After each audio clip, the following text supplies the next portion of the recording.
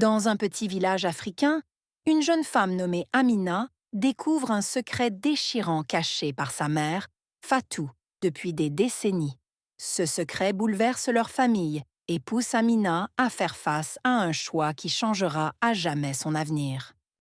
Amina est une femme respectée dans son village, connue pour sa sagesse et sa beauté. Elle vit une vie paisible, entourée de sa famille, son père Moussa, chef du village, et sa mère, Fatou, une femme douce mais discrète. Un jour, Amina reçoit une lettre anonyme contenant un message perturbant.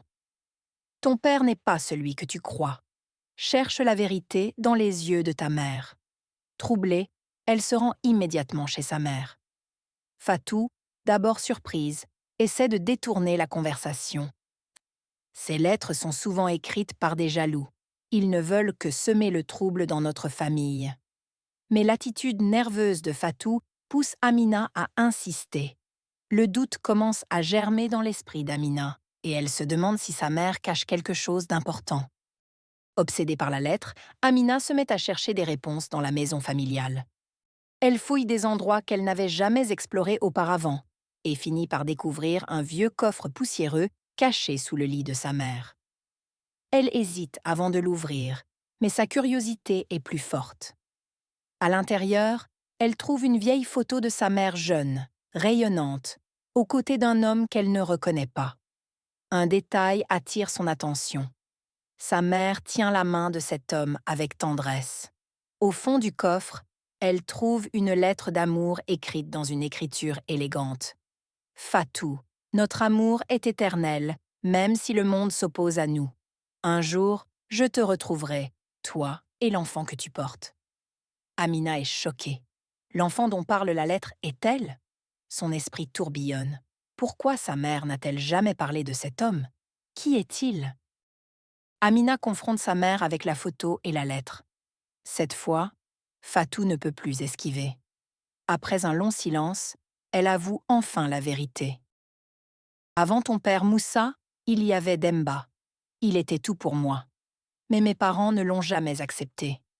Il était un forgeron, un homme sans terre. À leurs yeux, il ne méritait pas de m'épouser.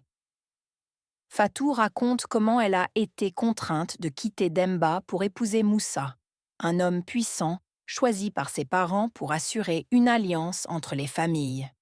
Mais, avant le mariage, elle avait passé une dernière nuit avec Demba.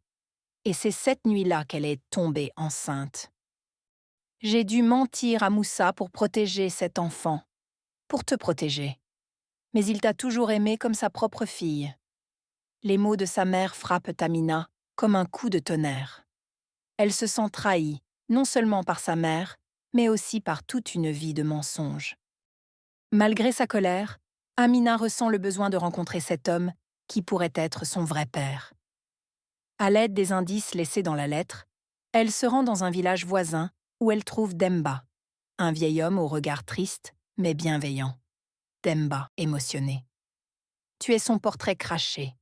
Je savais qu'un jour, tu viendrais à moi. » Demba raconte sa propre version de l'histoire.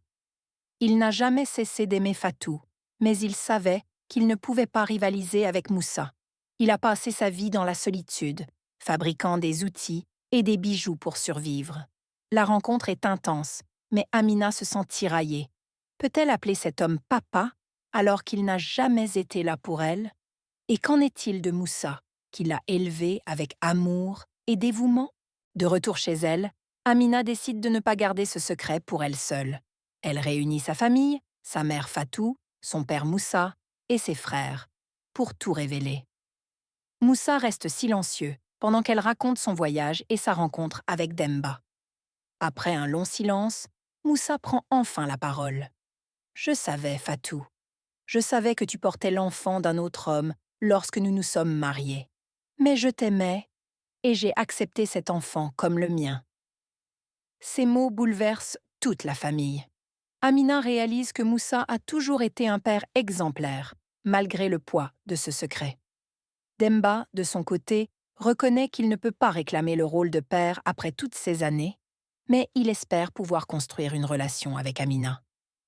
Amina décide de ne pas choisir entre les deux hommes. Moussa est mon père. Il m'a élevée avec amour. Mais Demba, tu es mon père biologique et je veux apprendre à te connaître. Fatou, brisé par le poids des années de mensonges, s'effondre en larmes et demande pardon à Moussa. Celui-ci lui pardonne, reconnaissant que leur amour a survécu à cette épreuve. Demba est accepté dans la famille comme un oncle, un membre éloigné mais respecté. Amina décide de maintenir un lien avec lui tout en continuant à honorer Moussa comme son vrai père. Dans les jours qui suivent, Amina commence à ressentir une paix intérieure. Elle se rend compte que cette vérité, aussi douloureuse soit-elle, a renforcé les liens entre les membres de sa famille. Amina conclut son récit avec une leçon profonde. La vérité peut briser, mais elle peut aussi guérir. Mon histoire est une preuve que l'amour, le pardon et la famille sont plus forts que les secrets et les trahisons. Que pensez-vous de la décision de Fatou? Avait-elle raison de cacher ce secret pour protéger sa fille? Je suis curieux de savoir ce que vous en pensez en commentaire.